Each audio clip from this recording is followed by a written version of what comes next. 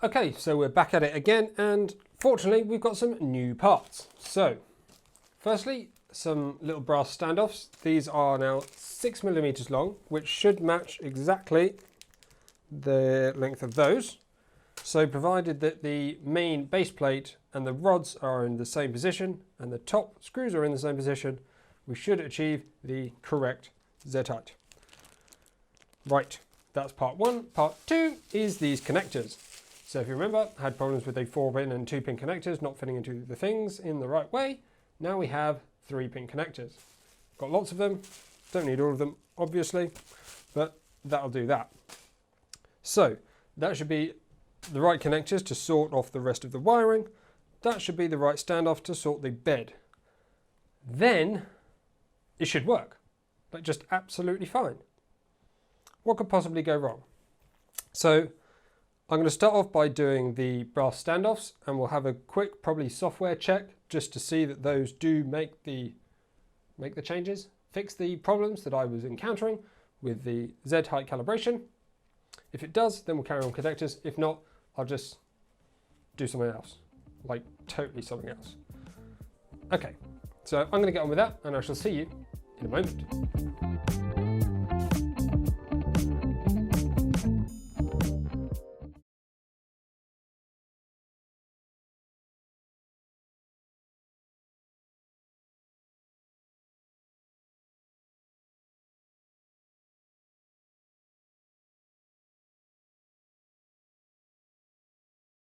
As is fairly standard with this project so far, I've encountered a problem.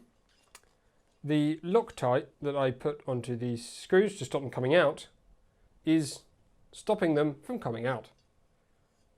I thought it was kind of a fairly medium strength thread locker, and I didn't expect to have a problem actually trying to take them out. I just thought it would stop them rattling out. And it turns out that they seem to be basically impossible to grip, so the thread locker has had a more significant effect than I anticipated. So I think the only way I'm going to get around it is to basically Dremel the heads off of the screws, which will be a little bit messy. And, or do we take the brass?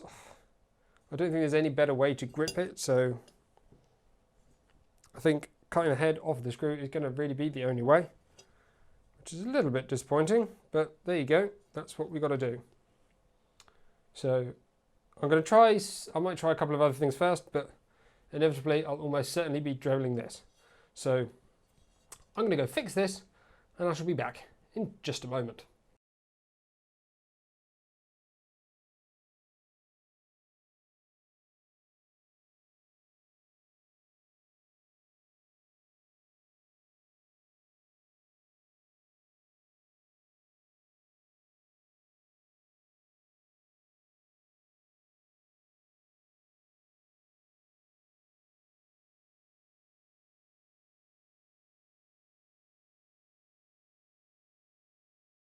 So it turns out I didn't have to drill out those screws or Dremel them out.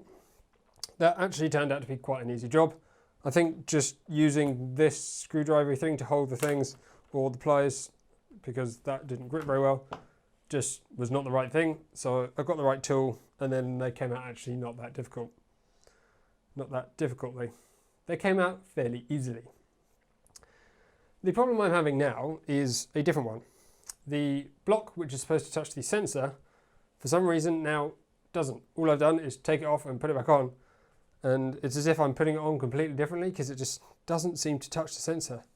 So it gets to the end of the travel and hits something, but not the block that it's supposed to hit, so it doesn't trigger the end stop. Not totally sure why. So give me a few more minutes and I'm going to try and figure this out.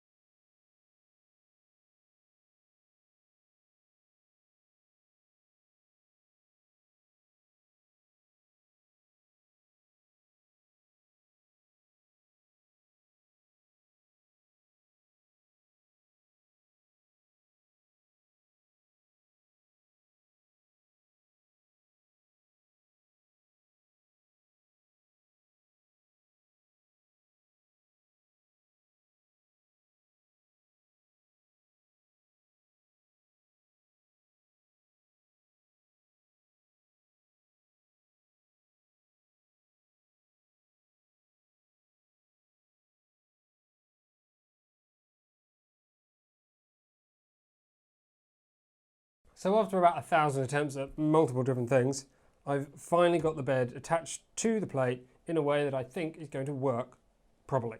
So faced a couple of problems. First, so because these screws were too long, I couldn't put the countersunk ones through the top without them clamping onto these screws before it holds the plate in place. So I basically needed to get the screws that go up from the bottom to be shorter. So I tried with a couple of washers, put those in between, and that still wasn't enough. It still just clamped onto the screw. So then I moved up to putting an entire nut on the screw, and that went in, and it was fine. The countersunk screws went on just perfectly. However, now the head was so far away from the plate that it contacted on the frame, so the whole bed couldn't actually move. So I needed to try and achieve the same thing without making the head any larger. So I thought I'd try and find a countersunk screw, which was going to be kind of the same length. In theory it's 10mm, but it measures from a slightly different point, so I thought that might work, but no, that didn't work either. So what I finally ended up doing was getting a kind of more standard socket cap screw and just filing the top of it about 1mm, so it just barely fits between the build plate, like the support plate, and the frame. So hopefully that is all going to work now. Let's power it on and see if we can get it working. Oh no, I've got all the sensors not all plugged in. Well, that's what I want to do next anyway. So I'm going to try and get everything plugged in, test this bed to see if it's going to level as I hope it will, or if it's going to be all over the place.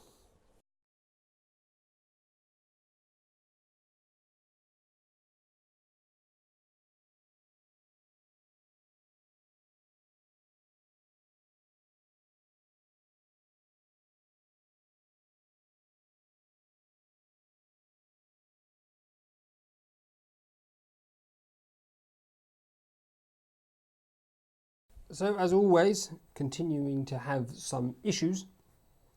This time, the hope that I had that the spacers were causing the calibration failure do not seem to be the case, or does not seem to be the case. It still says calibration failed, check the axes and run again. Which axes? I don't know. I assumed it was Z, but maybe not. I then thought maybe it's because I didn't have the steel sheet on, so the Pinder probe wasn't triggering, and that is also not the case. Now I'm starting to think maybe it's too far away rather than too close. So who knows? I really am a bit stuck at this point. Don't really know what else to try. I suppose I could try triggering it early and see what it does. But I mean, it's really loud, which is irrelevant. But considering that I've built this basically entirely from the Mark II setup, and the Mark II upgrade is supposed to be basically the same, there can't be any fundamental changes to the frame or supports or anything, so isn't that an unpleasant sound if ever I heard one? So is this side up? Yeah, pretty. It's not perfect maybe, but it's not far off.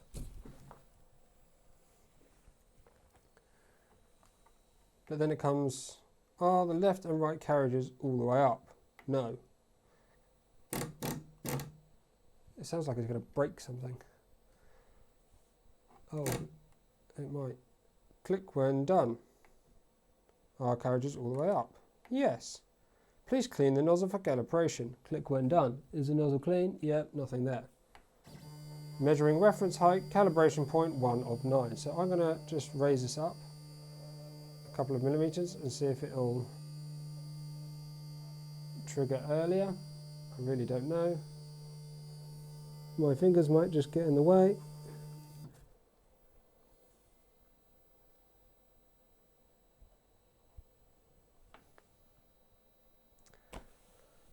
I really have no idea why this is happening.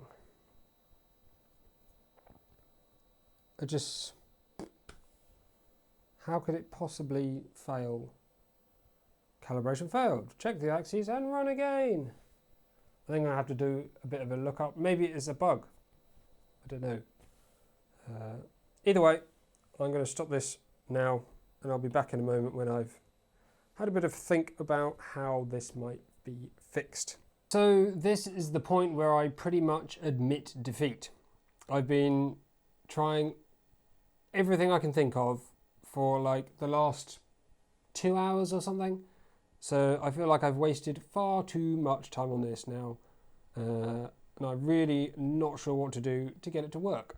So basically the problem is when I start the XYZ calibration, or just the standard, well, on its own Z calibration, it starts, you can move the axes up to the top. It obviously does that home bit beforehand. You move them up to the top, press go, just moves all the way down, gets to the bottom, and then goes, failed.